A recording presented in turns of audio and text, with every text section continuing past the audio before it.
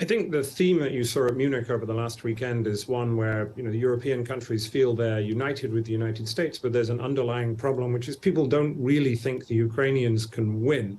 They don't think they can take back Crimea.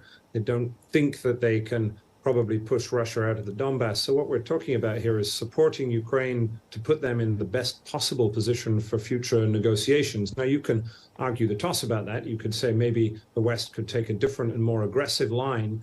But I think that's the position that the powers that be in Europe are in, that they're looking forward to a future negotiation, and they're trying to get Ukraine in the best possible position to do well in that negotiated peace to follow. Okay. James, Putin tried to, well, he miscalculated. He tried to break European cohesion by using the energy weapon, and he failed. You look at European natural gas prices, they're at 18-month lows. Will Europe remain united? I think so. I think the theme from Munich, again, was one of European unity. Europe is much more united with the United States than it has been for a long time. But there are underlying challenges, one of which is when and under what circumstances will Ukraine be admitted into the European Union, which is something that could divide the bloc. The other is, as you mentioned in your preamble, weapons. So we had a big, long debate about tanks. We may have a debate about planes. And so the provision and speed of weapons is something that also tends to be complicated for such a large group of countries to agree.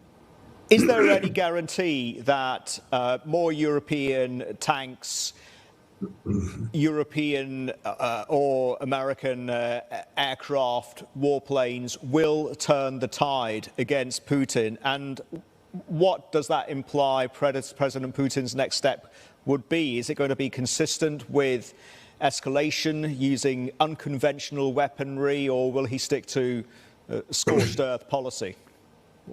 I mean, Putin at the moment is trying to push forward in 4 or 5 different fronts along the different parts of the front line in Ukraine, in particular securing the Donbass region in the east.